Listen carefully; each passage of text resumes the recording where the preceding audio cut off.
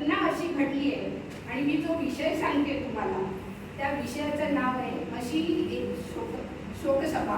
तुम्ही म्हणा हा काय प्रकार, इथे तर एवढा चांगला कार्यक्रम चालू आहे आणि मी काय शोकसभेबद्दल बोलते. तर तुम्हाला सगळ्यांना माहीत असेल माझी सोसायटी साईनाथ ही आपल्या खाडीजवळ आहे आणि त्या खाडीच्या आसपास टाटा पॉवरचे संपूर्ण टॉवर असतात. टाटा पॉवरचे संपूर्ण टॉवर आहे आणि तिथे काही ना काहीतरी घटना घडत असतात. आपण सकाळी उठलं, इकडे काहीतरी आवाज झालाय, तिकडे काहीतरी आवाज झालाय, असे प्रकार चाललेले होते. ती जी घटना आहे जी मी प्रत्यक्ष अनुभवली त्याचं मी थोडक्यात तुम्हाला सांगते. 22 जानेवारीची गोष्ट, मला वाटतं मागी जयंती, गणेश जयंती होती आणि सकाळचं थोडंसं उठून किचनमधलं मी नाश्ता घेतला आणि एकच आवाज, नाश्ता घेतला आणि हॉलमध्ये बसले. थोडंसं खाऊन झालं आणि धडाधडचा आवाज आला.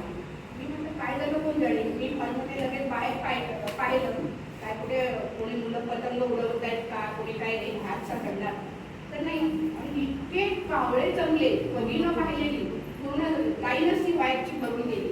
परत किचनकडे आले, तिथे पण आरडाओरड. मी म्हटलं मिस्टर काय झालं काय, कावळ्यांचं काय हे चाललंय, एवढ्या प्रमाणात कावळे कधी, पक्षी सगळे ओरडत होते, काही सुचेना.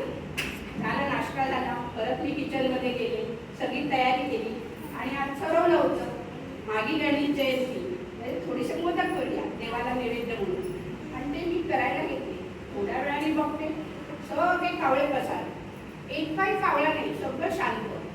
माझं सहज लक्ष गेलं त्या टॉवरच्या टॉपला आणि इतकं भयानक दृश्य मी पाहिलं. एक कावळा असा उलटा लटकलेला, म्हणजे तो जो आवाज झाला होता तो कदाचित तो कावळा त्या वायरला मे बी लटकला असेल की चिकटलं, काय कळतच नव्हतं एवढ्या लांबून. आणि त्याची अशी धडपड चालली होती, सतत फडफड चालली होती. मला ते किचनमधून बघवेना. आता म्हटलं काय करावं. मी मिस्टरांना फोन केला, ते मे बी स्कूटीवर असणार, त्यांनी फोन नाही उचलला. थोड्या वेळाने त्यांनी फोन उचलला आणि मला म्हणाले काय कशाला फोन केला. तर म्हटलं आपल्या समोरच्या टॉवरवर ना एक कावळा लटकलाय आणि इतके हाचके देतोय, म्हणजे काय करू शकतो का आपण. तर म्हणजे आता त्याच्यासाठी तर आपल्याला टाटा पॉवरवाल्यांनाच हे करायला लागेल, बघतो मी काय प्रयत्न होतो असं म्हणून ते मी त्याच्याकडे बघते आणि माझ्या स्वयंपाकाची मी त्याची. पण मला अतिशय माझं मन विचलित झालं त्या दिवशी. 5-10 मिनिटाची त्याची धडपड संपली आणि तो असाच लटकत राहिला. मी मोठं सारण केलं, मोठं काय उकट काढली, पण माझं लक्ष काही त्या प्रकाराकडे जाईना, कारण मला समोर कावळा दिसतोय, लटकतोय, थोड्या त्याचा सोबतीचो. मग कळलं की सगळे कावळे एकत्र का जमले आणि परत एकदम गायब का झाले.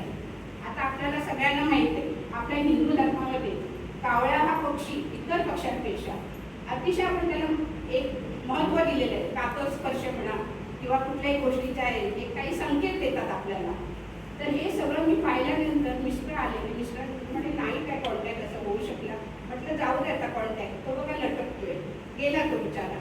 आणि नंतर थोड्या वेळाने मी सगळं स्वयंपाक झाला. मला एक सवय आहे, आम्ही अशी लादी ठेवली किचनच्या खिडकीच्या बाहेर. तर सकाळी आपण काय करतो ते थोडंसं त्या पक्षाला घालायचं, दुपारी जेवणापूर्वी ते घालायचं. माझा सगळा स्वयंपाक झाला, मग मी ते थोडंसं काढलं, पुसकरलं आणि त्या लादीवर ठेवलं नेहमीप्रमाणे. एकही कावळा आला नाही. नाहीतर आपण स्वयंपाक करतोय तो त्या खिडकीच्या याच्यामध्ये 5-6 कावळे कधी घालते, कधी काय अशी वाट बघायची. पण एकही कावळा आला नाही. 1-2 चिमण्या जराशा टिकून गेल्या. पण म्हटलं आज काय झालं काय कळतच नाही. पण समजलं काय झालं हे समजलं. जसं माणसाला शोक आहे, दुःख आहे, तसं पशुप्राण्यांना पण आहे, याचा मला त्या दिवशी अनुभव आला.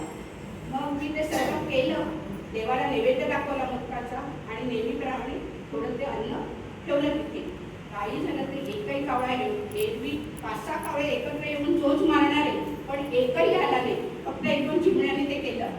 नंतर मी म्हटलं आवडी आपली ना म्हणून मी स्वामींचा पण धावा केला होता याची सुटका लवकर कर म्हणून.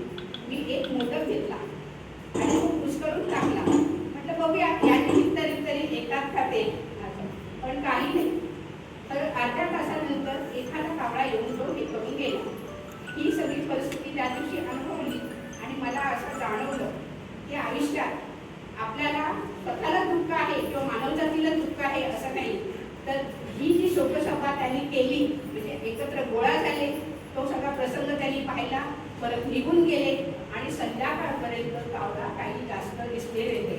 तर सगळ्यांना हा माझा अनुभव होता. आपल्याला कसा वाटला? कारण माझं समोर लक्ष गेलं अजूनही, तरी मन विचलित होतं. आणि सगळ्यांनी ऐकल्याबद्दल धन्यवाद.